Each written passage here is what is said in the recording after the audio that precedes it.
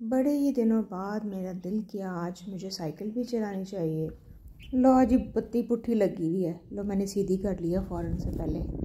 अच्छा, आज मैंने आपको एक किस्सा भी सुनाना है। किस्सा ये है कि मेरे घर पे मज़दूर लगे हुए थे, एक दिन लेट हो गए। मैंने उन्हें फ़ोन किया, भाई आप कहाँ रह गए हैं? और उन्होंने कहा जी हम बतखों वाले चौक पे हैं। मैंने आल गवांड सारिया को पूछा ये इतने कोई बतखा वाला चौक है? उन्होंने कहा जी यहाँ तो कोई नहीं है।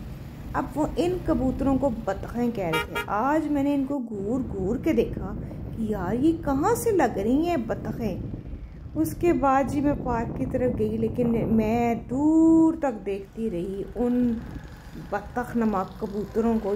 बिल्कुल ऐसे हम लोगों को रास्ते बताते हैं। नहीं जी, जैसे ही मैं पहुंची मुझे सेफ्टी का ख्याल आ गया। मैं छड़िया मोबाइल, लाया लॉक और उसके बाद मैं क्या चलो जी हुण वेखने हैं कि अज की करना सी पार्क।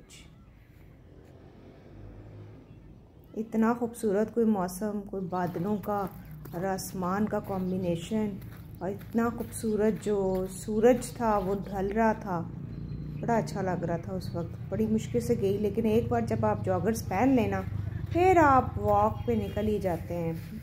आपकी सुस्ती और आपकी हड्डरामी उसी वक्त तक होती है जब तक आपने जॉगर्स ना पहना और बाहर ना निकले। तो जी मैं बस पहुंच गई और वॉक मैंने शुरू कर दिया। मेरे लिए सबसे ज़्यादा खूबसूरत मंजर शाम का था। ये देखें कितने सारे परिंदे, आपको पता है ना शाम के वक्त अपने अपने घरों में चले जाते हैं, और उनको इधर से उधर उड़ते देखना, उनकी इतनी शोर वाली आवाज़ें और साथ साथ बड़ी सूदिंग सी अजान की आवाज़, मुझे तो इतना सुकून मिला और इतना मैंने इस सारे मंज़र को एंजॉय किया। और किस तरीके से एक दरख्त से दूसरे दरख्त पूरे जत्थों की सूरत में ये जा रहे थे।